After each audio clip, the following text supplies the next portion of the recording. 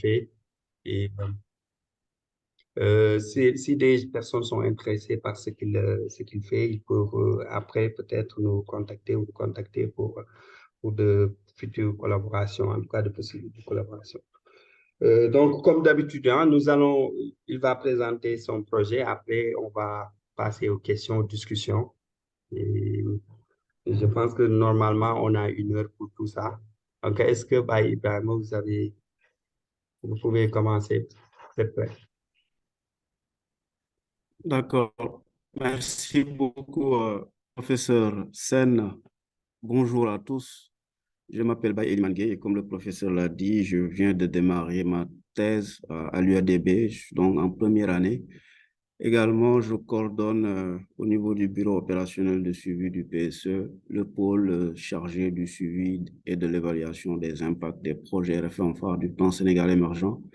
Je voudrais tout d'abord vous remercier déjà de votre présence. Je sais que le temps est précieux, mais aussi permettez-moi de remercier le professeur Sen.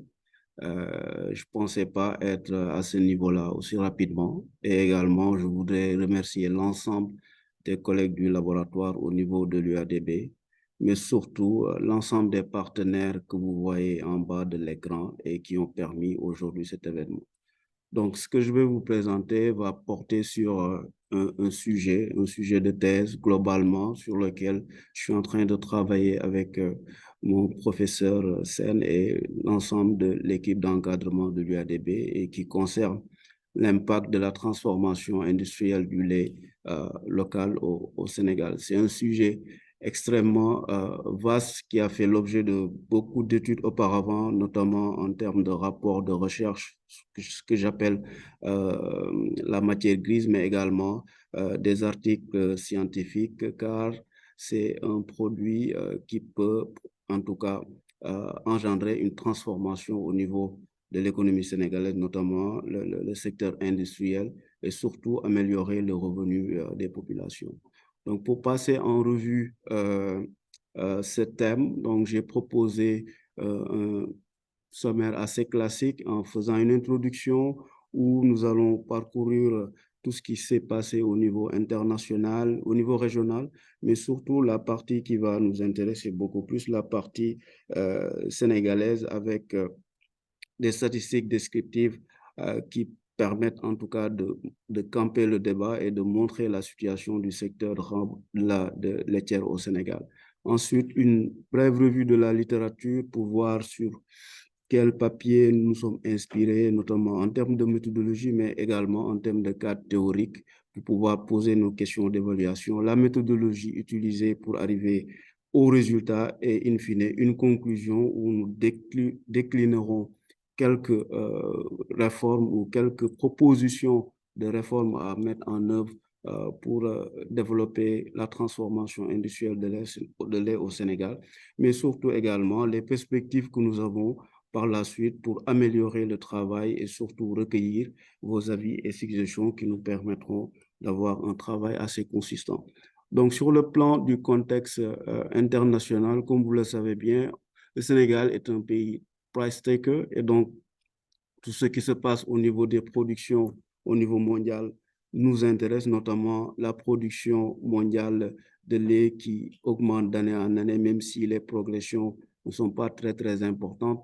Mais il faut savoir que ces niveaux de production vont impacter in fine notre activité au niveau industriel parce qu'il y a des mesures de soutien qui ont été proposées par ces pays qui produisent ce lait-là, notamment on peut citer la fin des quotas laitiers en Europe en 2015 et les politiques agricoles communes qui consacrent beaucoup de mesures de soutien et qui permettent à ces industries-là de pouvoir produire beaucoup de lait et à partir de ce lait-là, bien évidemment, le lait en poudre est produit. Il y a également le fait qu'il y a un produit qui est très sensible actuellement sur le marché en termes d'évolution des prix, c'est le beurre qui connaît une forte augmentation de ses prix compte tenu du marché, en tout cas asiatique, qui est très dynamique en termes de consommation. Et ce qu'on a sur le beurre, c'est actuellement la même chose qui se passe sur le sucre, où aujourd'hui le prix de l'éthanol grimpe et ce qui fait que les producteurs sont beaucoup tentés de produire de l'éthanol que du sucre et on voit actuellement les prix sur le sucre sur le marché international qui sont en train de s'envoler. Au niveau des importations, la photographie montre que 56% du total des produits européens sont exportés vers l'Afrique de l'Ouest avec 2,1 milliards d'euros, d'après une étude qui a été réalisée par le GREC en 2022.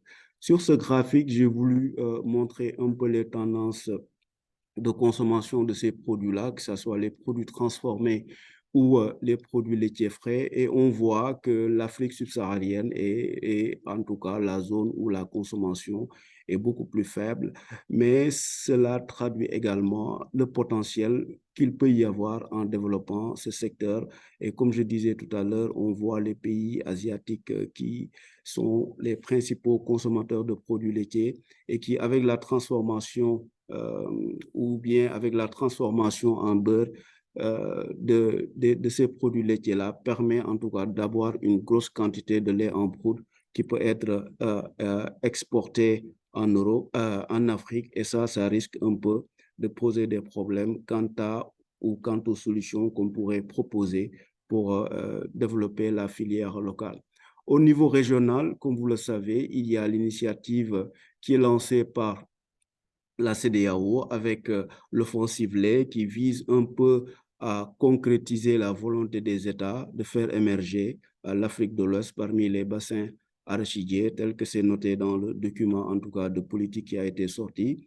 Et ce qui est intéressant ici, c'est que à travers cette stratégie-là, la CEDEAO vise déjà à 4 axes d'intervention. Donc, la première vise l'amélioration de la productivité parce qu'on est sur toute la chaîne de valeur.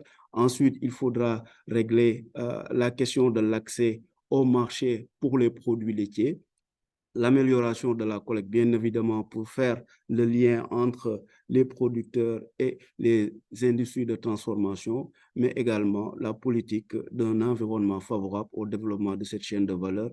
Et c'est ce quatrième point-là qui nous a donné en tout cas l'idée de voir quelles sont les mesures qu'on pourrait mettre en place pour développer cette filière au Sénégal, avec notamment tout ce qui est politique qui influence les prix, notamment, on parle actuellement du tarif extérieur commun, mais également des accords APE avec l'Union européenne. Au niveau national, le Sénégal a identifié, après la période de COVID-19, la souveraineté alimentaire comme une priorité. Et ce qu'il faut savoir à ce niveau-là, c'est qu'il y a une étude qui a été réalisée par le BOSS en 2022 et qui faisait ressortir le lait parmi les 10 produits devant faire l'objet d'import substitution au Sénégal. Ça également, ça fait partie en tout cas des motifs qui m'ont également motivé, puisque quand on va faire cette stratégie d'import-substitution, on va devoir régler la question de la compétitivité de notre produit par rapport aux produits importés. Ce qu'il faut savoir également, c'est le potentiel que tout le monde connaît de la filière. On a une production quand même qui n'est pas nulle. On parle de plus de 280 millions de litres de lait, mais surtout, on parle également d'augmentation des races ou d'amélioration de la race qui permettent d'améliorer le niveau de production. Donc, il serait un peu paradoxal de vouloir améliorer ce niveau de production et surtout de ne pas trouver des solutions pour que le secteur industriel ou les transformateurs puissent absorber cette production supplémentaire. Au niveau au niveau sectoriel, nous avons un secteur qui représente 3,9% du PIB d'après les données de la DPE, dont 25% proviennent des produits laitiers d'après les informations qu'on a sur la MCS 2017 de l'ANSD. Donc, dans ce secteur, il y a plusieurs contraintes et ces contraintes-là jouent fortement sur la compétitivité de nos produits par rapport au lait en poudre ou bien de manière globale aux produits laitiers qui sont importés. Heureusement, il y a aujourd'hui une stratégie au niveau du ministère en charge de l'élevage qui vise un peu à mettre en œuvre des orientations stratégiques, notamment dans la LPDE, qui vise un peu à renforcer la dynamique du secteur et à juguler les contraintes.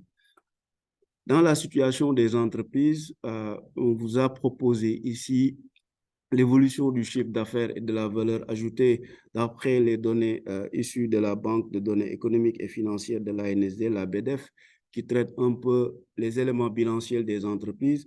Et on voit qu'il y a quand même un chiffre d'affaires en augmentation depuis 2010 et qui a atteint 87 milliards contre une valeur ajoutée de 15,7 milliards en 2021. Ce qui serait intéressant ici, c'est de voir le décalage qui est quand même assez important entre le chiffre d'affaires et la valeur ajoutée, ce qui donne un peu de l'augmentation ou bien d'une capacité de, comment dirais-je, d'une augmentation en tout cas des coûts de production à ce niveau-là.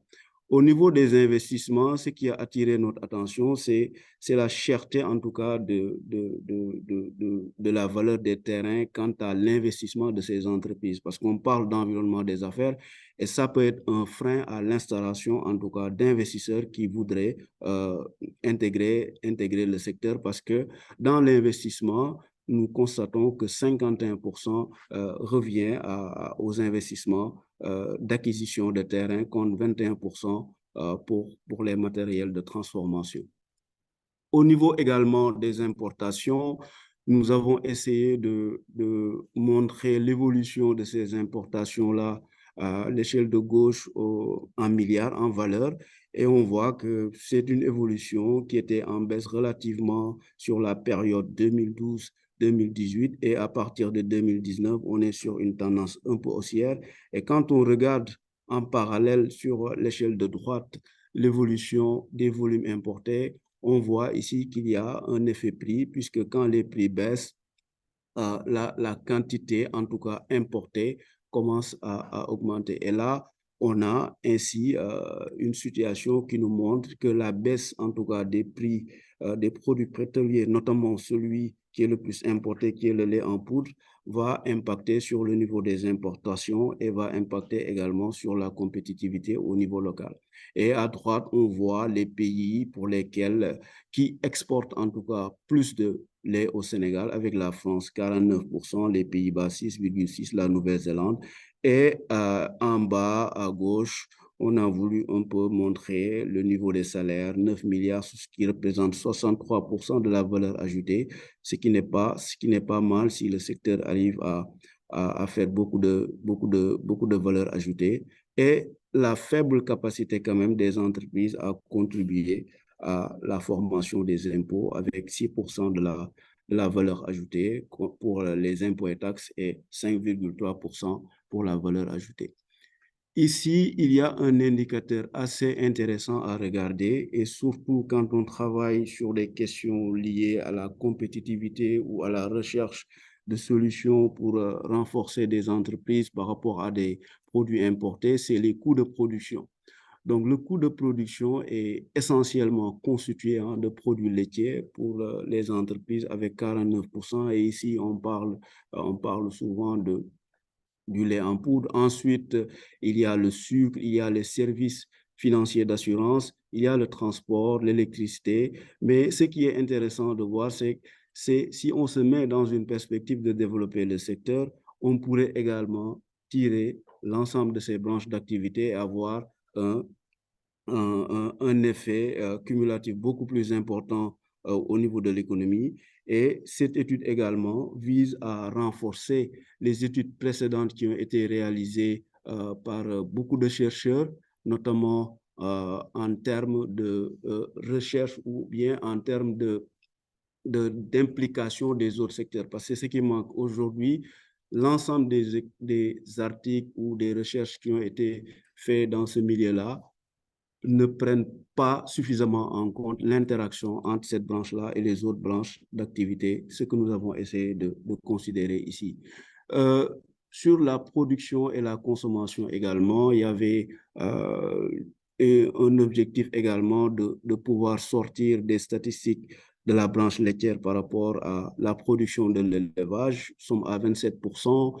Sur l'utilisation au niveau de l'industrie, actuellement, il y a 3%. Vous voyez beaucoup de nouveaux produits, en tout cas sur le lait frais qui est issu de la production de lait de vache actuelle. Mais également, au niveau des consommations intermédiaires, nous avons une consommation assez faible avec 1%. Et comme j'ai dit tout à l'heure, nous avons une production qui tourne autour de 283 milliards. Et cette consommation-là est répartie bien évidemment dans les régions urbaines, notamment à Dakar. Ensuite, une forte consommation également en milieu rural. Et tout ça fait des dépenses de 408 milliards au niveau des ménages. La masse salariale, nous avons sur les entreprises 19 265 emplois qui travaillent dans la branche actuellement, répartis entre 76% pour les hommes et 24% pour les femmes. Au niveau toujours de la consommation, ce que nous avons essayé de faire, c'est décliner l'ensemble des produits qui sont consommés par les ménages et y attribuer un budget annuel. On voit que le lait farine de bébé ou le lait qui est utilisé pour les nourrissons occupe la première part, en tout cas, de ce budget-là, avec 62 742 francs. Ensuite, il y a le lait frais, ce qui dénote également d'un potentiel que peut avoir le lait qui est produit au Sénégal. Ensuite, en troisième position, nous avons le lait en poudre et bien évidemment les autres laits. La répartition au niveau, selon le statut de pauvreté, montre une prédominance également de la consommation chez les populations les moins pauvres, avec 135 000 francs contre 92 100 pour les ménages qui sont considérés comme pauvres. Au niveau également de la répartition régionale, on voit les régions qui, en tout cas au nord, qui ont une vocation pastorale très élevée, notamment Matam, où les ménages consacrent 198 000 francs contre 150 000 à Dakar et un peu dans la région de Saint-Louis. Et là, les consommations les plus basses sont celles qui sont considérées ou bien celles qu'on a notées au sud du Sénégal avec Ziguinchor, 77 000, passant par Sédhiou, Kolda et Kédougou. Donc, toute cette, en tout cas, toutes ces statistiques et tous les enjeux qui sont notés actuellement nous amènent à poser des problématiques sur les politiques commerciales et fiscales également au niveau interne qui influencent sur les prix et surtout quelles sont les politiques fiscales et douanières qu'on pourrait mettre en place pour optimiser un développement durable de l'industrie de transformation de lait au Sénégal, sachant que au niveau de la recherche, beaucoup d'acteurs ont également montré du doigt l'importance de la prise en compte du consommateur dans le choix de ces politiques-là, parce que les prix également impactent également le comportement de ces consommateurs-là. Et donc, notre objectif, c'est pour nous essayer d'étudier l'impact de l'augmentation du taux d'incorporation, parce que ici, c'est le concept que nous avons développé pour pouvoir atteindre l'objectif que s'est fixé la CEDEAO, et cet objectif qui vise à substituer en tout cas du lait local aux importations de lait en poudre. Donc, c'est le taux d'incorporation qu'on vise ici et essayer de regarder le comportement du consommateur, mais surtout comment modéliser à partir d'un modèle d'équilibre général calculable cette incorporation-là et essayer maintenant de voir quelles sont les politiques fiscales qui permettent aussi bien aux entreprises qu'à l'État de maintenir leur valeur ajoutée pour les entreprises, mais également de ne pas dégrader le solde budgétaire pour l'État. Donc, sur le cadre théorique, il y a bien évidemment tout ce qui est théorie des politiques fiscales et économiques en passant par l'ensemble des mesures conçues pour soutenir l'industrie laitière, mais également, on pourrait parler également de la théorie de la compétitivité avec les questions sur les différences de prix entre les produits locaux et le produit phare qui est importé. Mais surtout, ce qu'on voudrait, c'est vraiment évaluer les impacts socio-économiques de la conséquence d'éventuelles mesures qu'on pourrait prendre. Et donc, nos hypothèses, nous l'avons formulées sur la base, en tout cas, des recherches que nous avons parcourues, c'est-à-dire l'incorporation de 25% d'un taux de lait local a un effet positif sur la valeur ajoutée de la branche, puisque si on introduit le lait là, on est supposé le prendre au niveau des producteurs et donc ça normalement devrait améliorer la branche. Ensuite, une exonération de la TVA qui devrait améliorer la valeur ajoutée des entreprises. Un crédit d'impôt qui est optimal également serait un test à pouvoir faire parce que ça, c'est une nouvelle, en tout cas, une nouvelle taxation qu'on vise pour voir son impact ici. Et une hausse des prix des produits laitiers entraîne une baisse de la demande parce que dans la plupart des recherches, on cherche actuellement à mettre un tarif extérieur commun sur les produits importés et ce qui risque d'augmenter le prix de ces produits et il y aura forcément une réaction des consommateurs par rapport à ces augmentations. Donc, au niveau de la littérature, nous avons essayé franchement de ratisser sur les politiques agricoles qui ont été mises en œuvre depuis les années 60 et le plus récent est la LPDE qui est un document de politique sectorielle et qui vise à définir la vision, etc. Au niveau de l'offensive lait, la réflexion portait plus sur le développement de l'industrie en substitution aux importations mais il y a beaucoup d'auteurs, notamment Laurent Levard, avec qui j'ai eu l'opportunité de discuter en 2019 et qui m'a même donné des idées quant à les estimations des élasticités qu'on va voir tout à l'heure, parce que c'est des éléments importants quand on va faire de la simulation. Il y a également Cécile Broutin, il y a également Isra et Bam qui ont encadré beaucoup d'étudiants qui ont travaillé dans ce secteur-là. Il y a Duterte et Cournon et récemment, il y a le professeur Missou de l'IPAR qui avait réalisé une étude sur la filière laitière lors de la période de COVID-19. Au niveau des articles scientifiques, nous avons Yacine Ngom qui avait mené une réflexion sur comment s'est construite la régulation du marché du lait en poudre durant la flambée des prix, parce que cette régulation, en réalité, vise à stabiliser les prix. Ce qui nous intéressait à ce niveau-là, c'est de voir comment des concertations avec les services étatiques et les acteurs peuvent amener actuellement à une régulation beaucoup plus effective sur le marché entre les différents produits. Au niveau de la modélisation, j'ai plutôt regardé du côté de beaucoup de chercheurs sénégalais qui se sont associés à d'autres chercheurs internationaux sur la modélisation en équilibre général calculable. Et ce qu'on a remarqué, c'est en tout cas, même si ce n'est pas des études qui étaient orientées sur le lait, c'était des études qui essayaient également de voir quelles sont les politiques qu'on pouvait mettre en œuvre pour que les produits nationaux soient compétitifs par rapport aux produits importés. Et les résultats étaient souvent positifs ou négatifs selon la politique simulée. On parle des articles de Diagne Cabral, les articles de Bukafuzo et Cissé. On a également Diagne qui a travaillé avec Savard et Cabral en 2003, mais également Cabral qui a travaillé avec Savard et Bukafuzo en 2003 également sur une autre question. Ensuite, nous avons le professeur Dekaloué et Fofana qui ont également travaillé sur les tarifs douaniers et toutes ces études-là visaient réellement à voir qu'est-ce qui était possible de faire au niveau tarifaire pour que les produits produits localement soient compétitifs.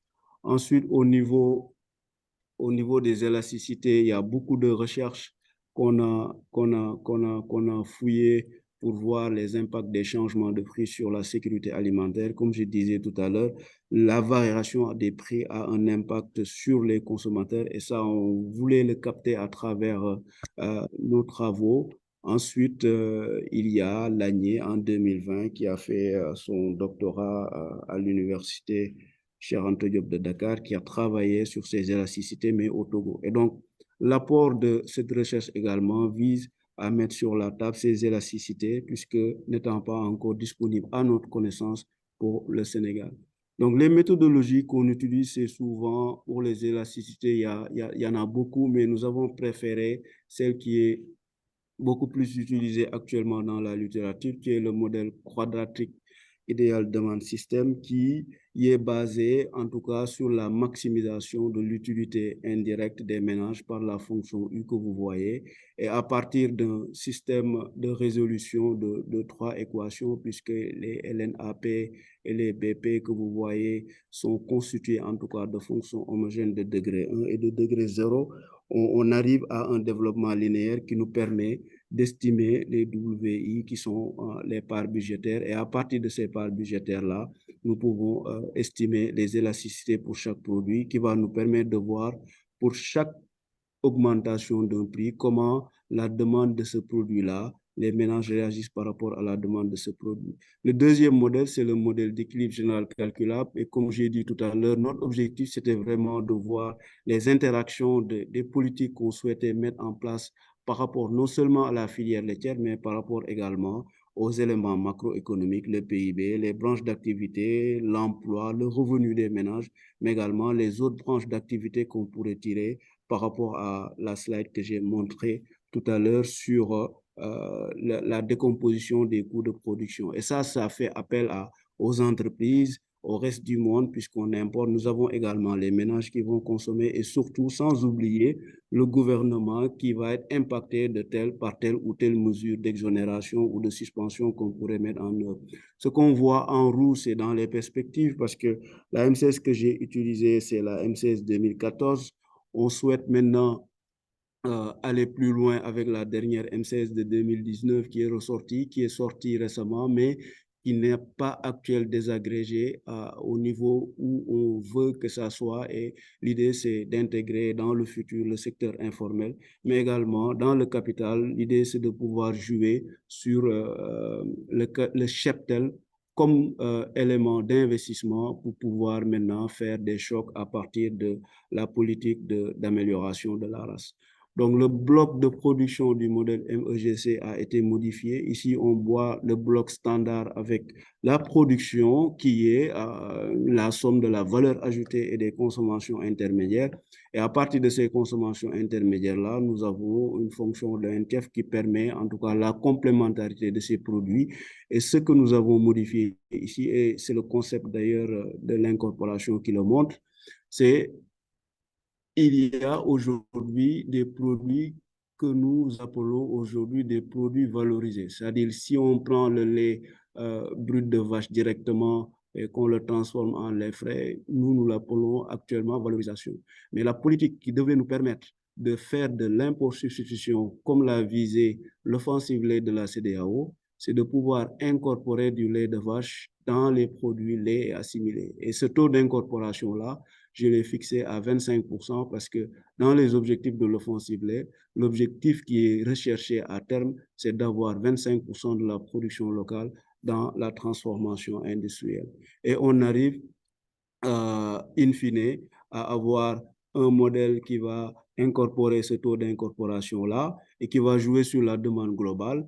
Et le deuxième aspect qui a été modifié, c'est l'introduction d'une taxation qu'on appelle ici le crédit d'impôt. Le crédit d'impôt qui est aujourd'hui utilisé dans le cadre du Code des investissements par presque beaucoup de pays et qui est jugé être l'un des impôts les plus justes, en tout cas en faveur des entreprises, parce que tout le monde peut y avoir, peut y accéder, moyennant en tout cas le fait de pouvoir incorporer du lait de vache ou de lait brut de vache dans la fabrication ou la transformation des produits laitiers.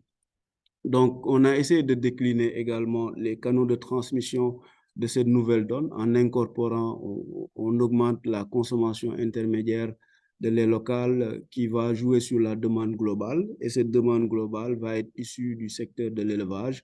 Donc, on va tirer également le cheptel dans le cadre de la production. On va améliorer les emplois. Les revenus des ménages vont augmenter puisqu'ils vont être en lien avec le secteur de la transformation. Il y aura également une demande des autres produits de base parce que, comme vont le montrer les résultats, en tout cas, c'est un secteur qui va tirer les céréales, notamment avec la production de mil, parce que les produits laitiers, lait ou lait assimilés incorporent également des produits issus du secteur agricole. Maintenant, au niveau des mesures fiscales, bien évidemment, ce qui est attendu, c'est une fois qu'on met ces mesures fiscales en place, une baisse du prix du lait, mais également une dégradation du solde du gouvernement. C'est pourquoi je l'ai mis en rouge. Au niveau de notre plan de simulation, nous avons simulé euh, cinq simulations. Nous avons réalisé 5 simulations. Le premier concerne déjà l'introduction ou l'incorporation de 25% sans mesure fiscale, et les résultats vont nous montrer pourquoi actuellement ce n'est pas possible et pourquoi ça rejoint également les conclusions des études qui avaient été réalisées auparavant et qui montraient la nécessité ou l'obligation d'avoir des mesures fiscales au niveau intérieur pour permettre au secteur de se développer. La simulation 2, nous avons également, à partir de cette incorporation, essayé de réduire la TVA de 50%. Au niveau de la simulation 3, c'est l'incorporation de 25% ou l'abattement fiscal de 25%. L'abattement fiscal, pour moi, c'est toujours le crédit d'impôt parce que l'idée, c'est qu'on puisse donner un abattement de 25% à l'entreprise avant de lui appliquer les impôts et taxes qu'il doit payer. Dans la simulation 4, nous avons essayé de monter un peu l'abattement à 50%. Dans la simulation 5, on essaie maintenant de cumuler ou bien de cumuler les exonérations en mettant 50% de TVA de réduction et également un abattement de 50%, et la simulation 6 où on va vers une exonération complète de la TVA. Comme je le signalais dans d'autres interventions, actuellement, l'ensemble des produits ou les pasteurisés subit en tout cas est frappé d'une exonération de la TVA depuis l'année 2017, et c'est ça aujourd'hui qui a permis un peu son développement sur le marché.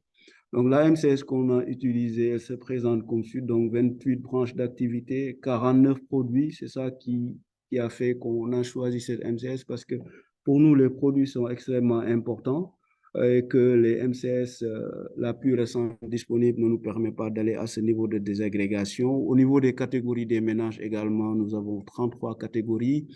Au niveau des travailleurs, nous avons 24 catégories et nous avons également les revenus issus du gouvernement. L'autre base de données qui a été utilisée, c'est celle de l'ASCVM sortie en 2021 par l'ANSD avec 7156 ménages et représentatifs au niveau régional. À travers ces informations, nous avons pu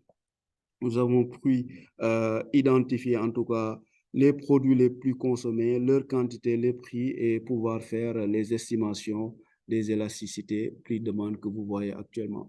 Donc, les premiers tableaux de résultats, c'est les élasticités. Ça, je me rappelle quand je discutais avec monsieur Levar en 2019, on avait besoin en tout cas de ces élasticités-là pour faire les simulations qu'il a faites dans son modèle dont le rapport est sorti récemment avec Oxfam. Aujourd'hui, nous avons la chance de les avoir.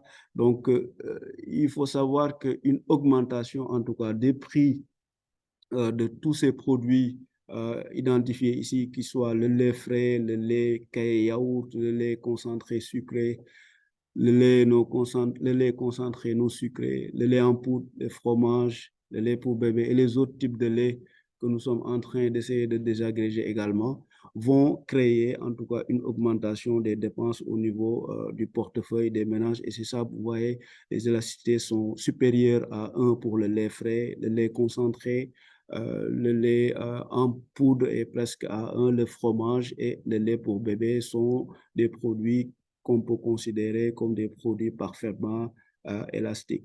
Au niveau des élasticités prix croisés, c'est le tableau suivant. Là également, on voit qu'une augmentation de la demande des prix va forcément impacter la demande de ces produits-là. C'est pourquoi les élasticités sont négatives et c'est des informations très importantes.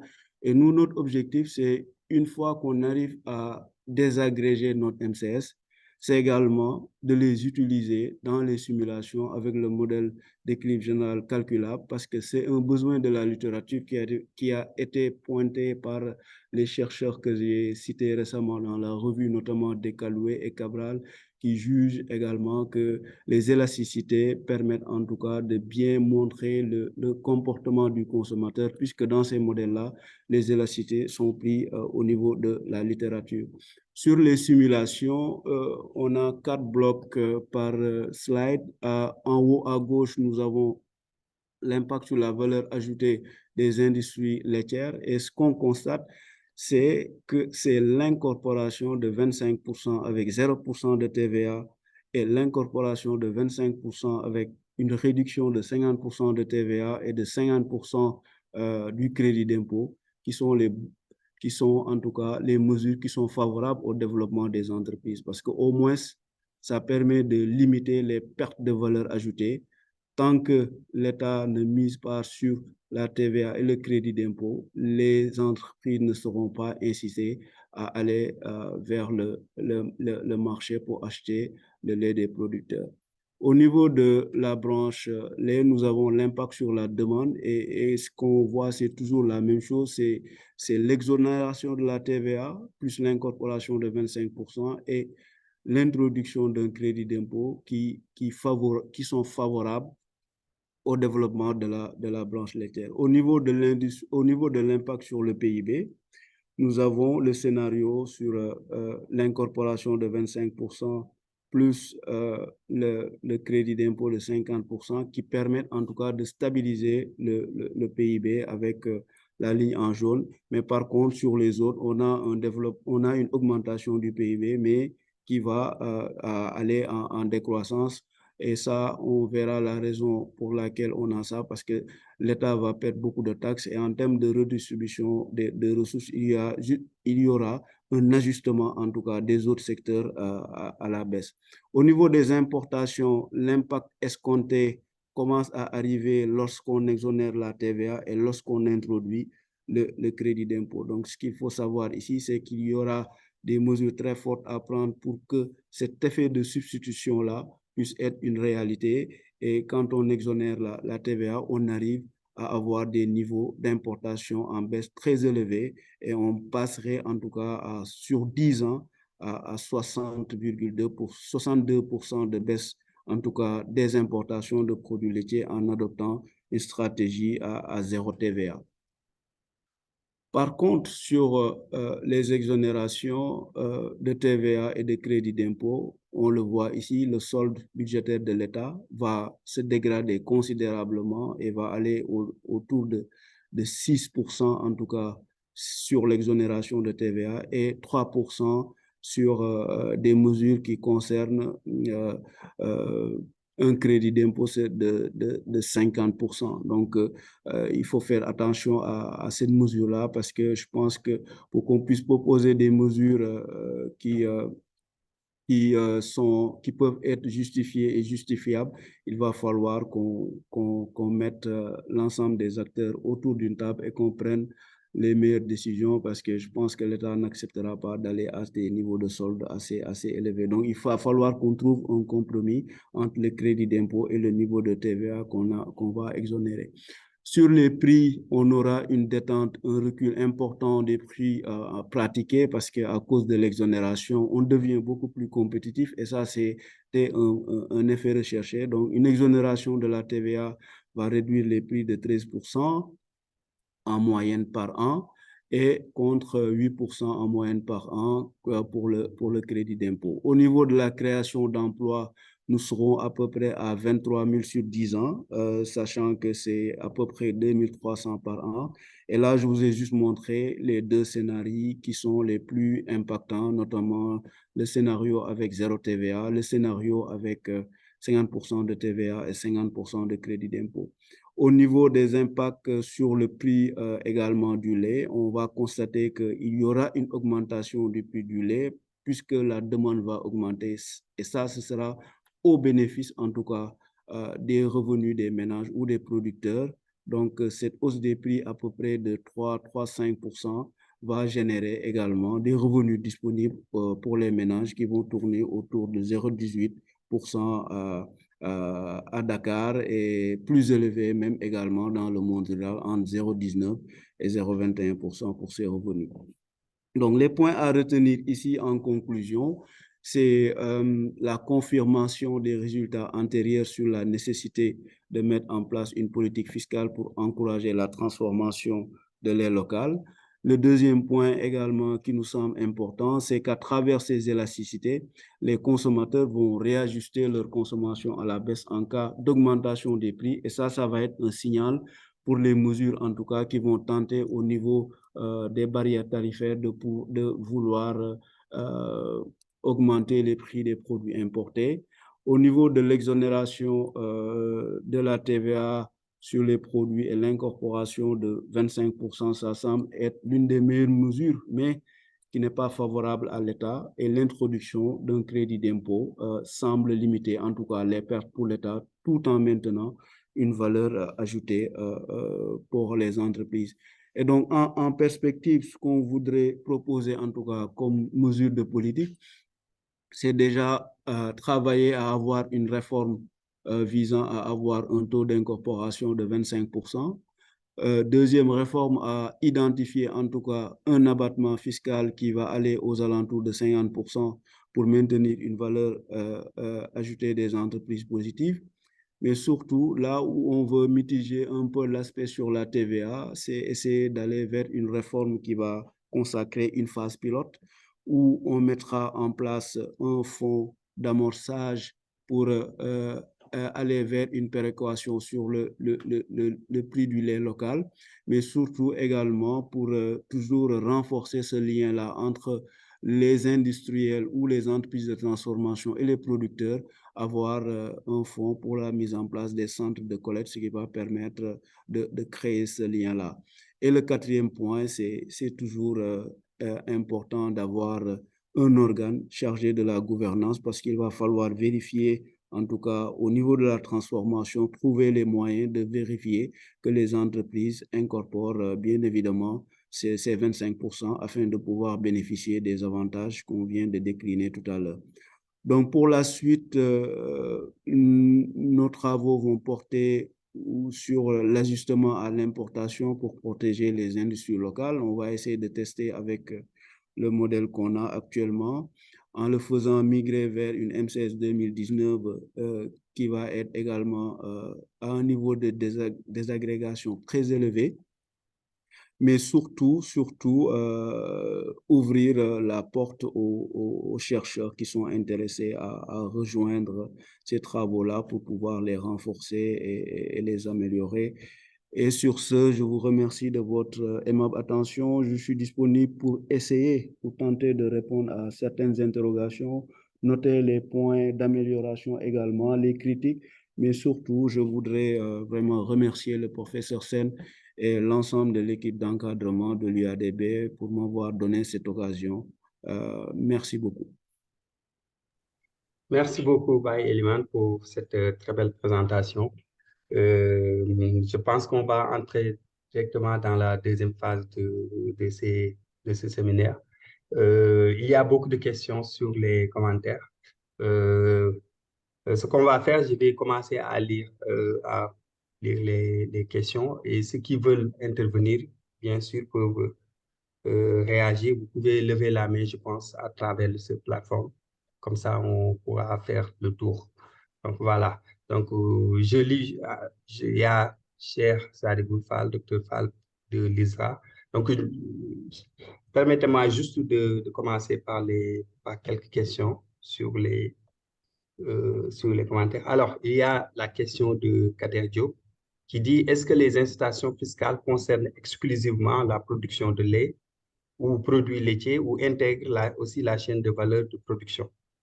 Et dans ce cas, il faudrait interroger les autres incitations du secteur des énergies renouvelables, comme prévu par le CGI et l'exonération de TVA sur les équipements ENR. Est-ce que vous pouvez répondre rapidement aussi? Oui, rapidement, professeur. Merci beaucoup, Monsieur Diop, pour cette question.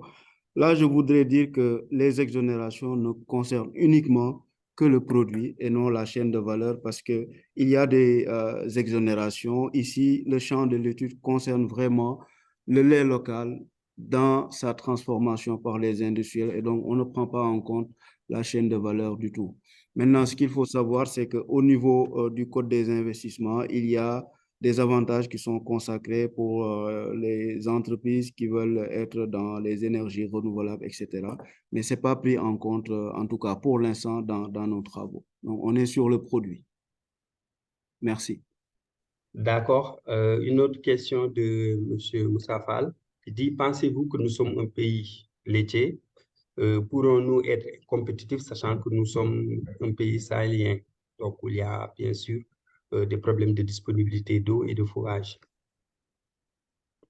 Oui, merci beaucoup, M. Fall, pour la question. Bon, honnêtement, la compétitivité, on peut l'atteindre, mais il va falloir que l'État ou les pouvoirs publics mettent en œuvre des mesures pour protéger nos industries qui feront face à une farouche concurrence de la part des produits importés. Et je suis tout à fait d'accord avec vous sur l'aspect sahélien et c'est pourquoi dans les mesures, nous avons mis l'accent sur la mise à disposition, en tout cas, de ces centres de collecte-là qui permettent un peu de retenir la production pour des périodes données et qui permettent de fournir, en tout cas, des matières premières à notre industrie. Mais sincèrement, je pense qu'on peut être compétitif. Je ne sais pas si on peut dire qu'on peut être un produit laitier, un pays laitier, mais quand même, il y a moyen de gagner de la valeur ajoutée dans cette production-là et de pouvoir bien rémunérer les producteurs. Merci. Une question de Hassan Diouf qui demande si, il dit qu'en fait, le taux d'incorporation de 25% est effectivement une projection de l'offensive lait, mais compte tenu de la réalité sur le terrain, une projection de 15 à 20% n'aurait-elle pas été plus raisonnable dans vos simulations, par exemple? Oui, Hassan, c'est une question très importante et merci de l'avoir posée, hein. J'avoue que j'ai réfléchi énormément sur ce taux-là. La première version de cette étude-là, ça a été fait avec un taux de 20%. Et après avoir, en tout cas, lu le document de la CEDEAO sur l'offensive lait, j'ai préféré le porter à 25% pour essayer de voir comment on pourrait s'en sortir avec un taux, en tout cas, fixé au niveau régional.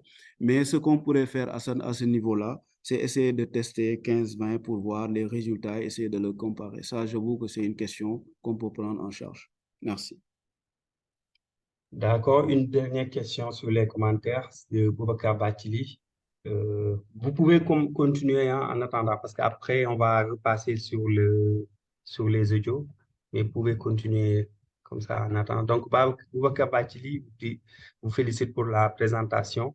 Dit en fait que vous n'avez pas exposé sur l'impact environnemental annoncé sur vos questions de recherche. Est-ce que c'est possible de les mesurer avec les données que vous avez? Merci, docteur Bartili. Je pense que c'est une question qu'on ne pourra pas prendre en charge dans le cadre de cette étude avec les données que nous avons. Mais si toutefois quelqu'un est intéressé à creuser la question et qui pourrait fournir des informations, ce serait toujours bien. Mais je pense que c'est une question qu'on va devoir élaguer, notamment dans la partie problématique, parce que très difficile à prendre en compte sans l'absence de données. Merci. D'accord. Nous allons passer aux audios avec Dr. Sadibou Fall et Ousseynou Traoré avant de revenir sur les questions, sur les commentaires. Donc, Dr. Fall, vous avez la parole. Merci beaucoup, chers collègues. Merci, félicitations et encouragements pour ces débuts, je veux dire, très, très, très encourageants. Même, parce que moi, à un moment, je me suis posé la question, et est-ce qu'il est en première année de thèse quand j'ai commencé à voir les simulations très précises, etc. Donc, comme il le disait, je pense que c'est un étudiant, en fait, déjà très expérimenté, qui a déjà beaucoup de connaissances. Donc, je pense que ça va. Non, moi, j'ai des commentaires assez rapides parce que j'avais beaucoup de questions qui ont été prises en charge, notamment le taux de 25%. Parce qu'en fait, effectivement, dans votre réponse, vous avez dit que vous avez bien creusé. Votre réponse, je pense qu'elle est pas mal de tester d'autres taux. Une chose est d'avoir un taux de 25% fixé par le document politique, mais autre chose est de voir le potentiel en fait, du Sénégal.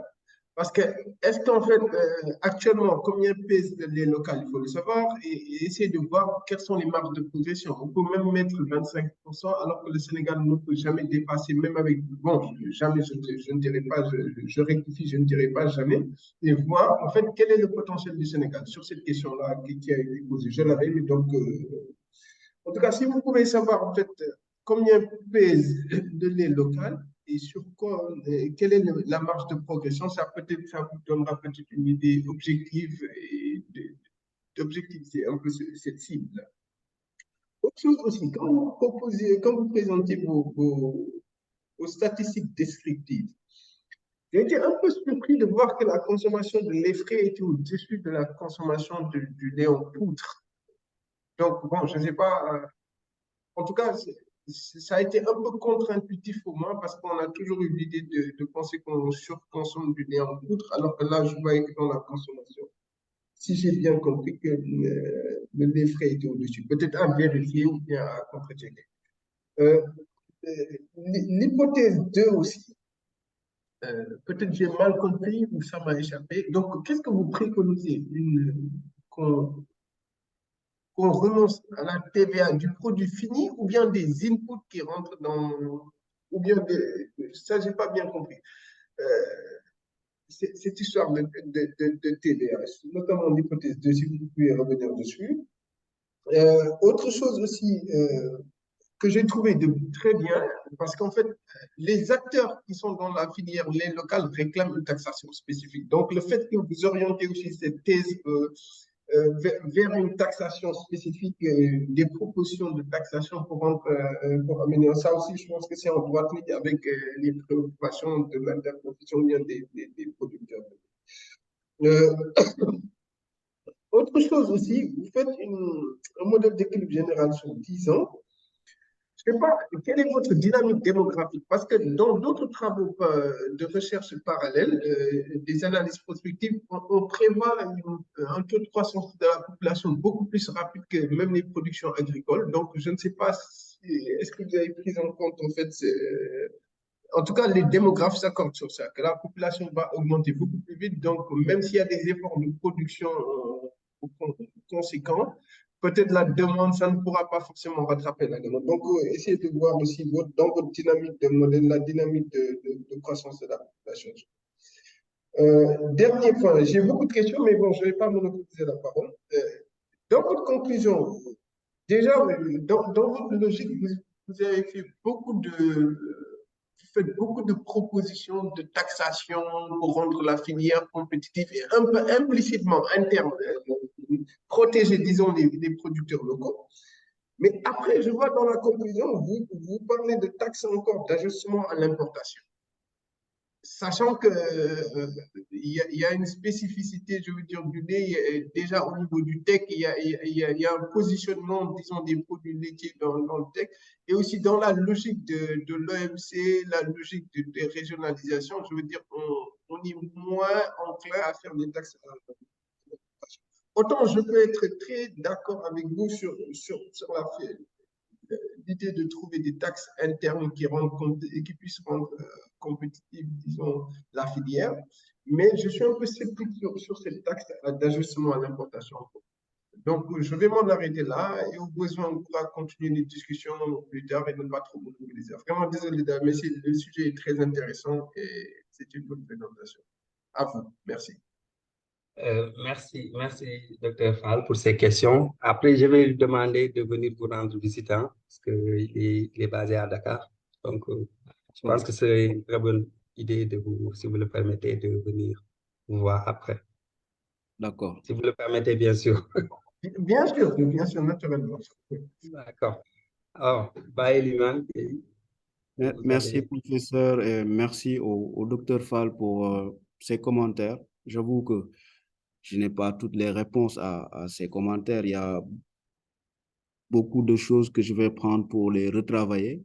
Mais comme j'ai dit, par exemple, sur votre premier commentaire sur le taux d'incorporation, bien évidemment, on va devoir revoir ce taux-là, surtout, et comme j'ai dit tout à l'heure, essayer de tester plusieurs scénarios parce que 25% ça peut sembler extrêmement élevé par rapport au potentiel du Sénégal et vous avez parfaitement raison de le souligner. Donc, nous allons repartir peut-être de 5, 10, 15 jusqu'à 25 et regarder le scénario qui permettrait au Sénégal d'atteindre en tout cas un potentiel assez raisonnable, mais surtout, comme les résultats l'ont montré, de ne pas dégrader le sol de l'État pour avoir en tout cas, pour lui faciliter la tâche pour la prise de ces mesures. Sur le lait en poudre, votre deuxième commentaire, ici c'est des budgets, c'est pourquoi c'est élevé. Mais quand on va prendre en tout cas en volume les consommations, vous verrez que c'est le lait en poudre qui vient en tête. C'est juste qu'ici, on a parlé de budget de consommation. Au niveau de l'hypothèse 2 sur la TVA, ici, on parle de TVA sur les produits finis parce que le produit, en tout cas, issu directement de l'élevage et mis dans la transformation, dans le secteur industriel sans transformation est déjà hors TVA parce que c'est un produit qui n'est pas taxé car c'est un produit brut. Mais l'idée, c'est que la TVA sur le produit fini puisse être en tout cas détaxé de manière à ce que ces produits-là puissent concurrencer les produits importés.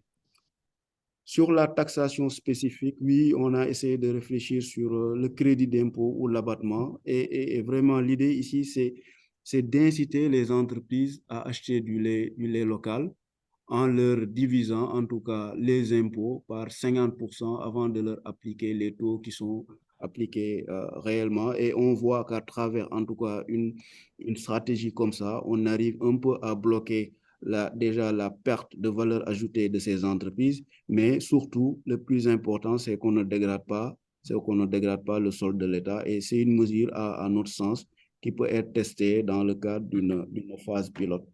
Sur la dynamique démographique, le modèle prend bien en compte la dynamique de la population. Maintenant, avec les données qui vont bientôt sortir du côté de l'ANSD, nous allons essayer de voir comment ajuster les nouvelles données sur la population au modèle.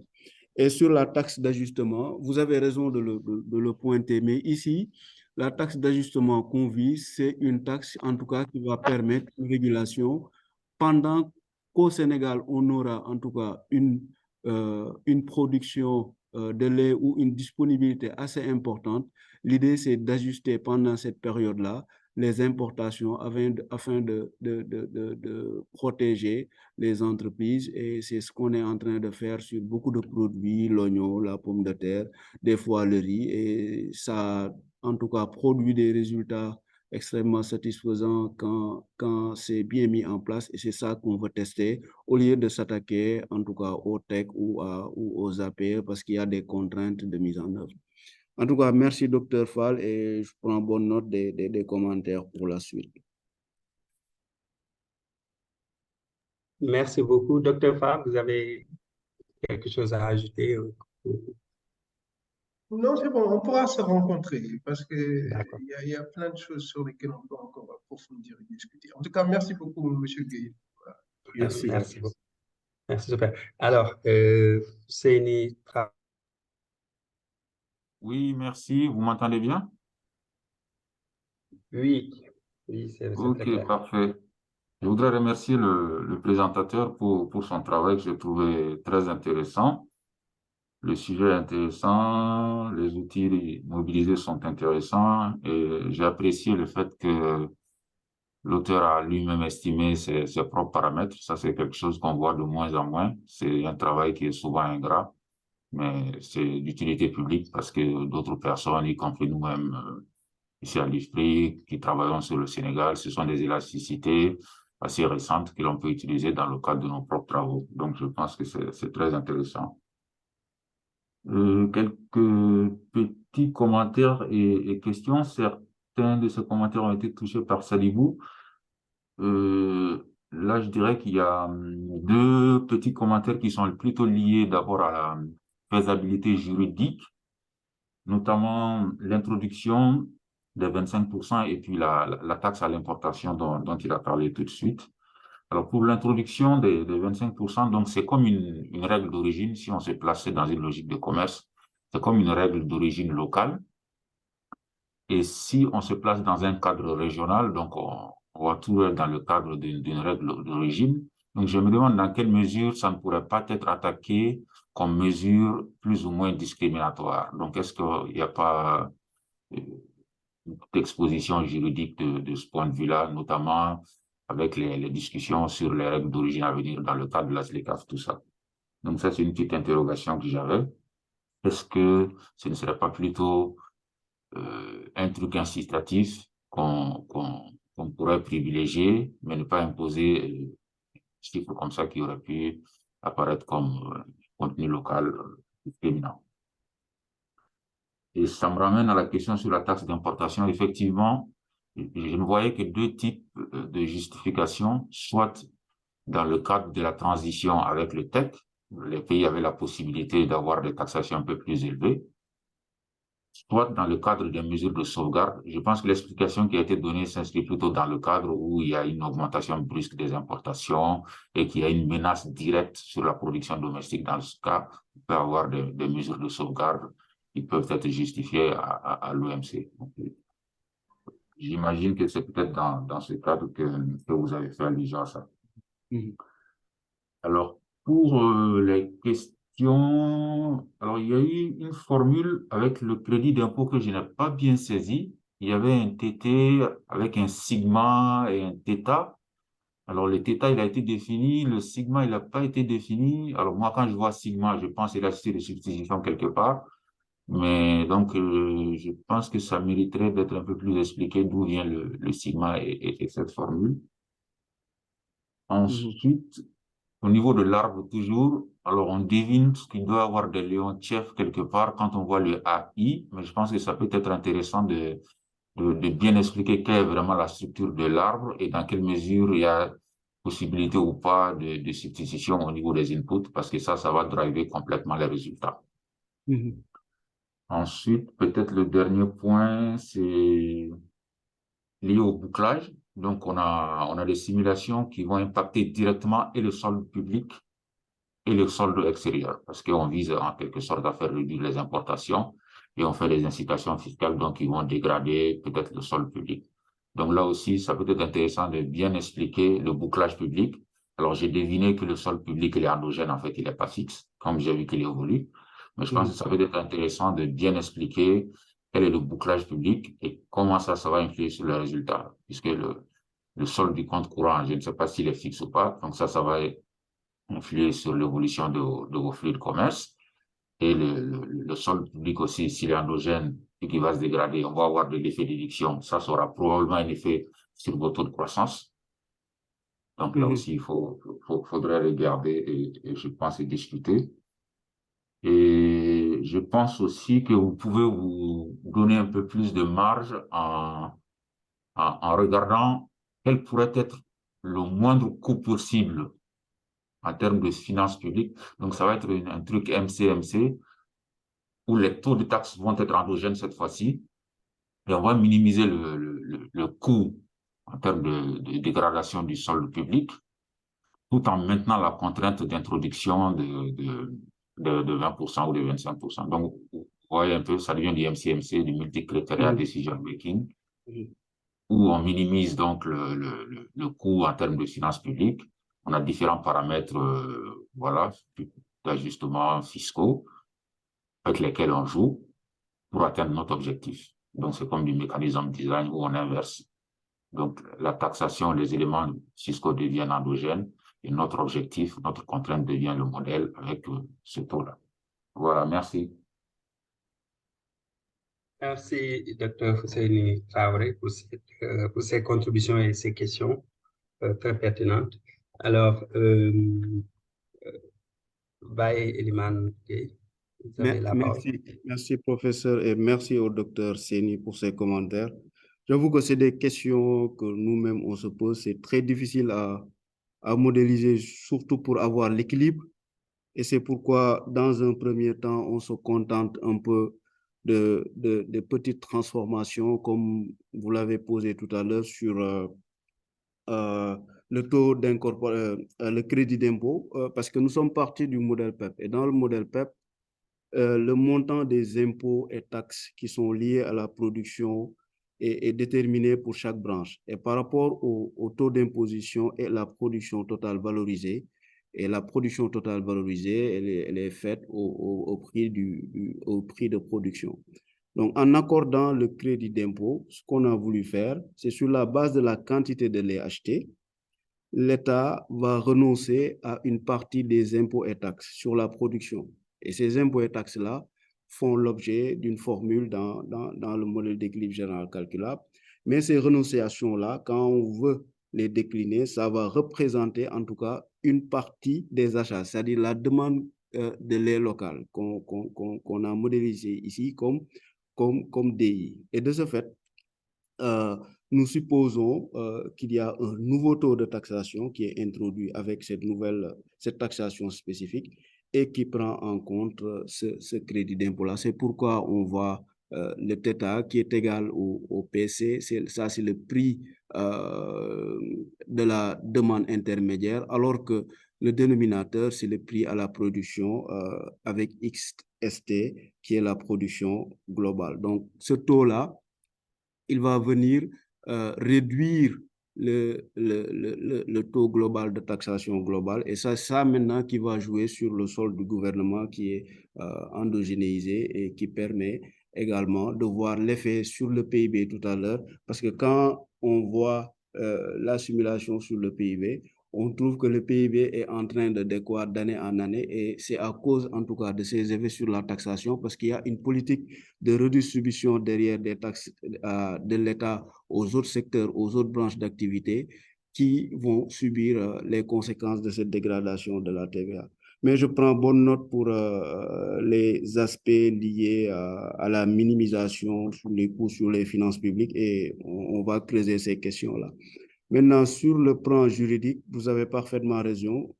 Nous, ce qu'on vise ici, la tasse, j'en ai même discuté avec les acteurs, en tout cas les chargés, le directeur de l'élevage, le secrétaire général du ministère de l'élevage, c'est lui-même qui m'a suggéré de ne pas toucher au TEC, etc., et de voir la tasse qui est la taxe d'ajustement, qui est une mesure de sauvegarde, comme vous l'avez souligné, Dr. Seni. Donc ici, on est juste sur la mesure de sauvegarde pour protéger en tout cas la production au niveau local.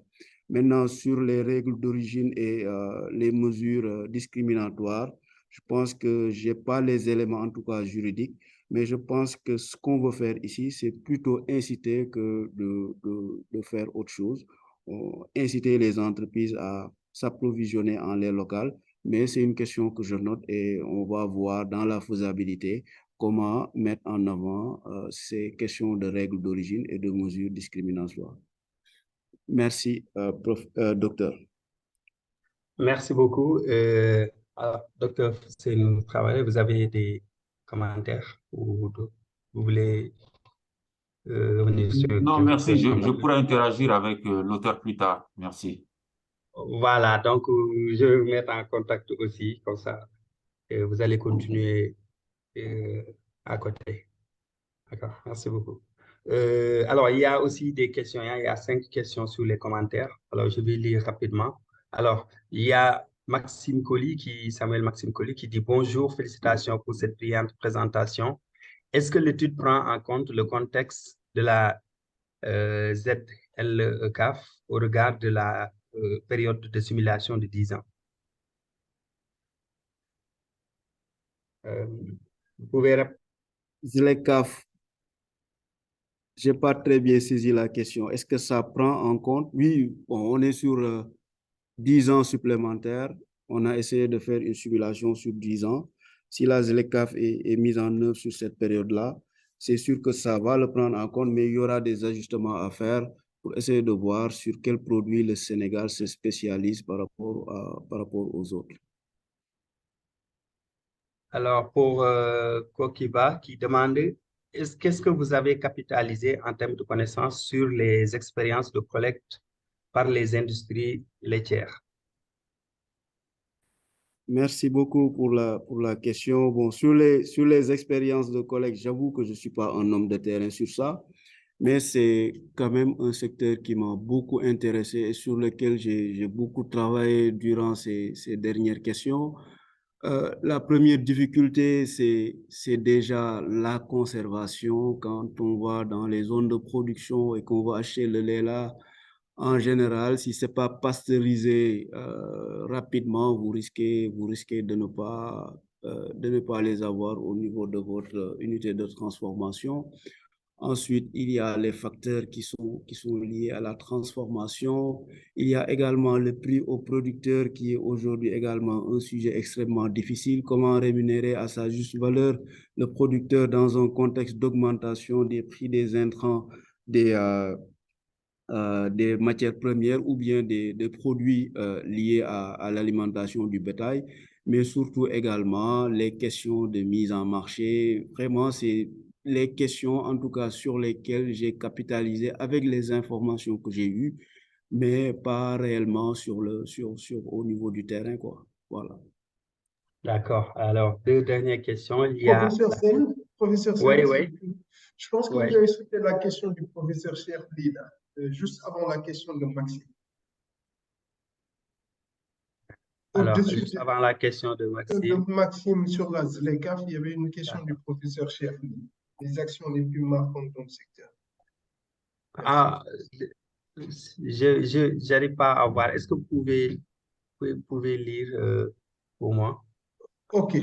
C'est une question du professeur Cherli. Il dit les actions les plus marquantes dans le secteur de ces dernières années sont dominées par l'importation subventionnée de génisses, Brésil, Union européenne, au profit des néo-éleveurs laitiers dans les zones périurbaines de Dakar, Mbour, Thiès, etc.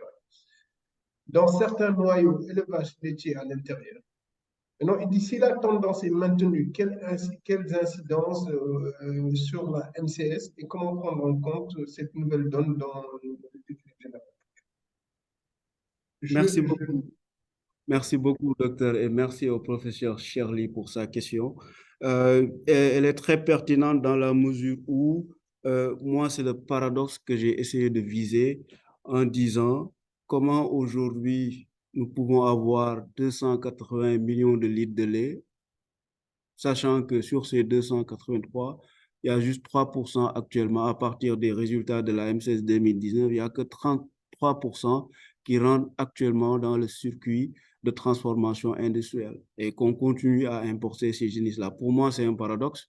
Ce qu'il faut faire, c'est déjà essayer de trouver les voies et moyens d'essayer de transformer pour capter plus de valeur ajoutée, en tout cas, sur notre production actuelle et surtout essayer de rémunérer les producteurs à leur juste valeur et surtout également tirer les autres secteurs d'activité tels que la production de céréales qui va être un peu impactée également positivement par le développement de la transformation industrielle de lait local.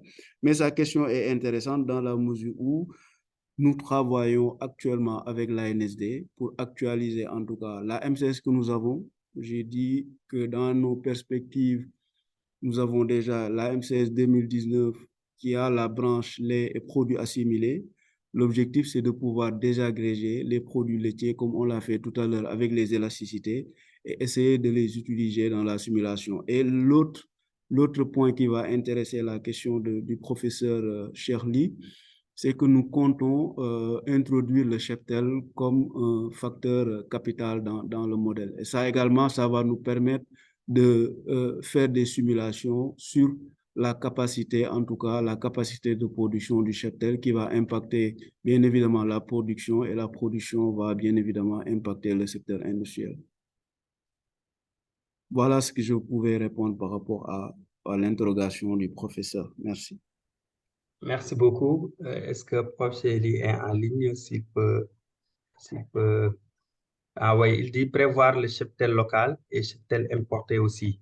Donc, ça, c'est un Oui, commentaire oui, de merci professeur. pour les réponses, hein. Je pense que la réponse montre qu'il y a un souci de tenir compte de ces éléments qui sont liés à des choix en termes de politique publique. Et je pense que ce travail doit éclairer les politiques publiques.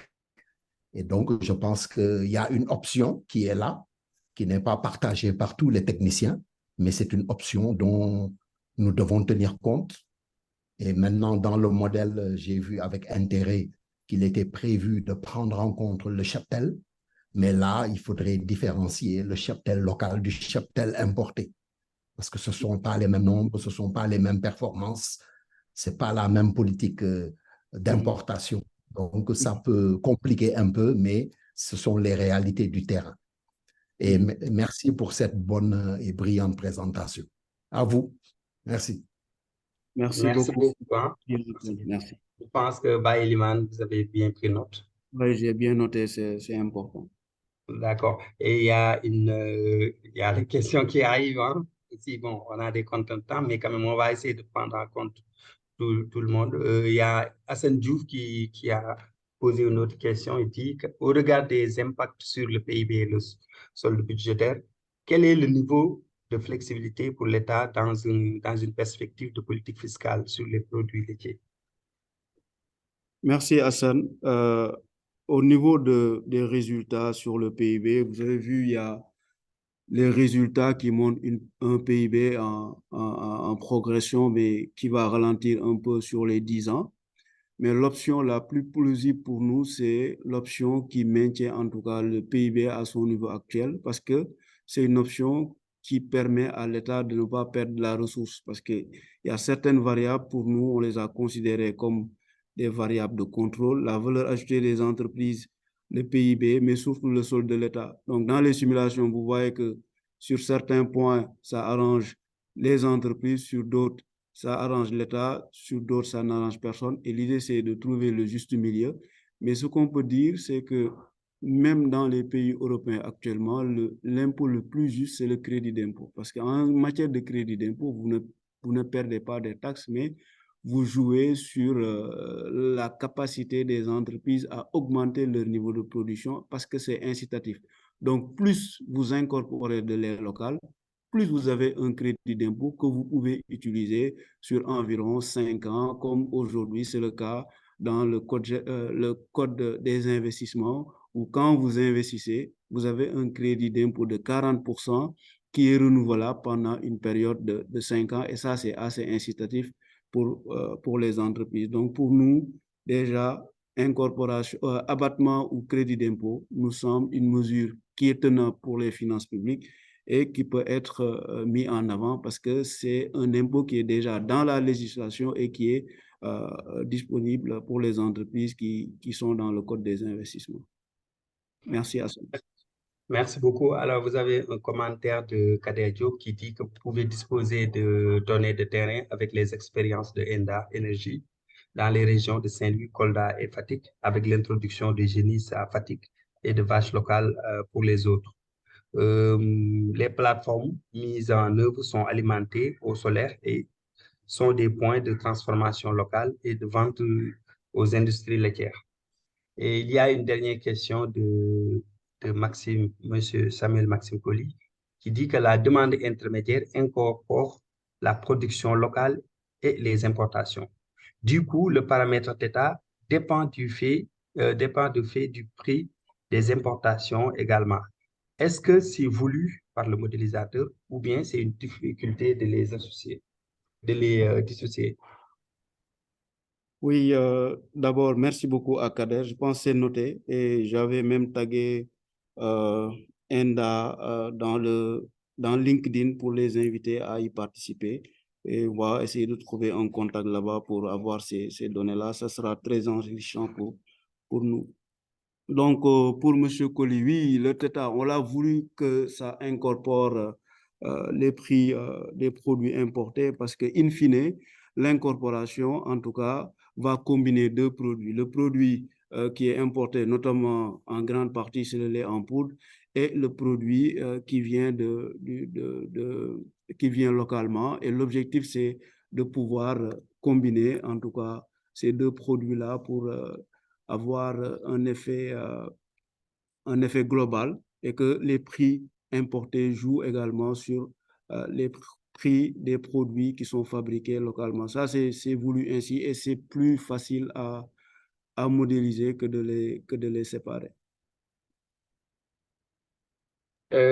D'accord, merci. Je pense qu'il n'y a plus de questions. Et, donc, on peut, je pense, arrêter là. Et peut-être, par Eliman, si vous avez un dernier mot ou message à adresser aux participants, Merci. Le vous avez la dernier mot, parole c'est rapidement. toujours remercier l'ensemble des partenaires qui ont permis cette présentation et surtout remercier vous, professeur, et l'équipe d'encadrement de l'UADB. Et peut-être, si je peux avoir les contacts de chacun pour essayer d'approfondir certains points, ce serait important pour moi, notamment Ifri, Isra, professeur Shirley. Je pense que je pourrais le contacter à travers Dr Alpha. Mais ce serait intéressant pour moi d'avoir vos contacts pour améliorer la qualité du travail. Merci. Voilà, merci beaucoup. Et je mets le mail aussi de Baye Eliman. Je mets son mail sur les commentaires pour voilà, ceux qui veulent discuter avec lui après le séminaire. Aussi, voilà. Et nous vous remercions tous, hein, nous vous remercions de votre Monsieur participation. Sen, Oui, Monsieur Sen, oui. on peut aussi dire aux différents participants que on enverra certainement le lien de la vidéo de ce numéro des Jeudis de la recherche et éventuellement des parties de présentation que M. Iliman jugera nécessaire de partager. D'accord, Monsieur Diouf. Et merci à vous aussi hein, pour la coordination et pour tout le travail de préparation que vous faites. Et merci à tout le monde et je pense qu'on peut dire à la prochaine partie. Au prochain numéro. Ouais, au prochain numéro, voilà. Donc, Au merci revoir. beaucoup. Au revoir. Merci beaucoup. Merci Félicitations. beaucoup. Merci. Merci.